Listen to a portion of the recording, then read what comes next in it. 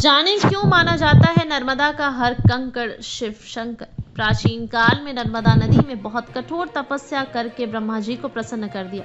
ब्रह्मा जी ने प्रसन्न होकर नर्मदा जी से वर मांगने को कहा। तब माता नर्मदा ने कहा, हे प्रभु, मुझे गंगा जी जितना नाम और पवित्रता प्रदान करें। ब्रह्मा जी ने कहा, यदि कोई दूसरा देवता भगवान शिव की बराबरी कर ले, कोई दूसरा देवता भगवान विष्णु के समान हो जाए, कोई दूसरी नई माता पार्वती के समान हो जाए, कोई दूसरी नदी भी गंगा के समान हो जाएगी। इस बात को सुनकर माता नर्मदा नाराज होकर काशी चली गई और वहां पिलपिला तीर्थ में शिवलिंग की स्थापना करके तप करने लगी। उनकी तप से भोलेनाथ बहुत प्रसन्न हुए और उन्होंने वर मांगने को कहा। तब नर्मदा ने कहा, वह साधारण वर मांगने से क्या है लाभ, बस मैं चाहती हूँ कि मेरी भक्ति आपके श्री चरणों में बनी रहे।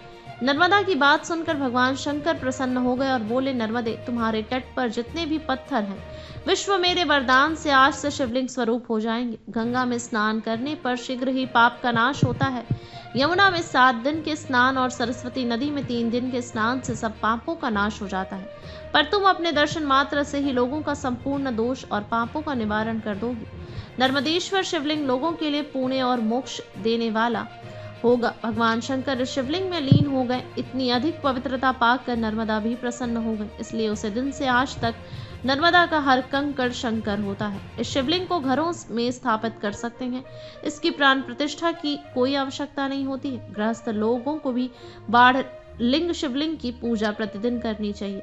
इसकी प्रतिदिन पूजा करने से परिवार में मंगल होता है एवं समस्त प्रकार के रोग दोष और दुख दूर हो जाते हैं। नर्मदेश्वर शिवलिंग पर चढ़ाई हुई वस्तुओं को प्रसाद के रूप में ग्रहण कर सकते हैं। धर्म, अध्यात्म, सनातन संस्कृति का ध्वज वाहक आपका अपना चैनल धर्म संदेश विश्व के सबसे बड़े धार्मिक मेला प्रयागराज महाकुंभ की पल पल की जानकारी लेकर आ रहा राम भैया के साथ। कुंभ की हर धार्मिक गतिविधियों, अखाड़े की जानकारी के लिए हमारे चैनल को लाइक और सब्सक्राइब करें।